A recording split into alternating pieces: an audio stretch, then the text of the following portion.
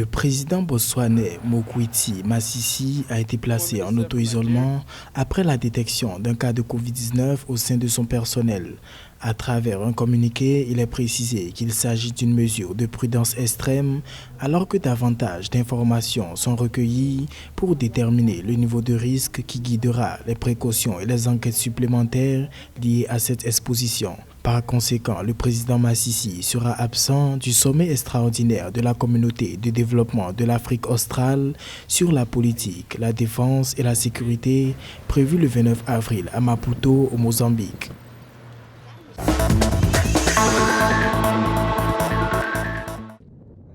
Djibouti a annoncé la suspension provisoire des vols en provenance d'Inde, du Brésil et d'Afrique du Sud, confrontés à une forte recrudescence de la pandémie du nouveau coronavirus en raison de variants plus contagieux et plus sévères.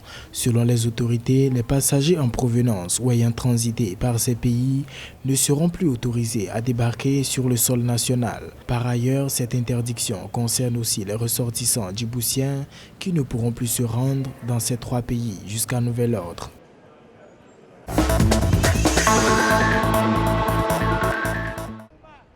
En Tunisie, la campagne vaccinale qui a démarré le 13 mars 2021 peine à décoller avec seulement un peu plus d'1 million inscrits sur la plateforme de vaccination et un approvisionnement assez lent en doses. Pour de nombreuses personnes, cette méfiance à l'égard du vaccin reste relative. 80% des inscrits ont répondu présents dans les centres, mais le chiffre reste faible à l'échelle nationale. Près de 330 000 personnes ont été vaccinées dans 44 centres. Le ministère de la Santé a déclaré que la Tunisie aurait besoin d'un prêt de 82 millions d'euros pour assurer la suite de la campagne.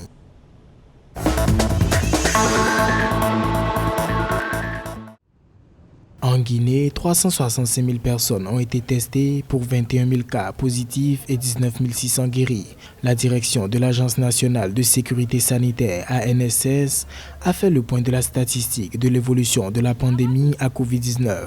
Selon les autorités, la préfecture la plus touchée reste Kindia, mais c'est Ratoma qui est en tête des listes en termes de communes les plus touchées, suivi de Matoto, de Matam, de Dixine et de Kaloum.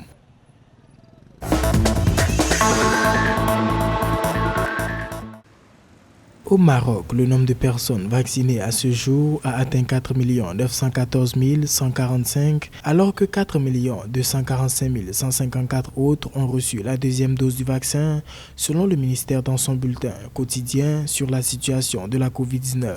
Ce nouveau bilan porte à 510 465 le nombre total des contaminations depuis le premier cas signalé en mars 2020, tandis que le nombre des personnes rétablies est passé à 496 583, soit un taux de guérison de 97,3%.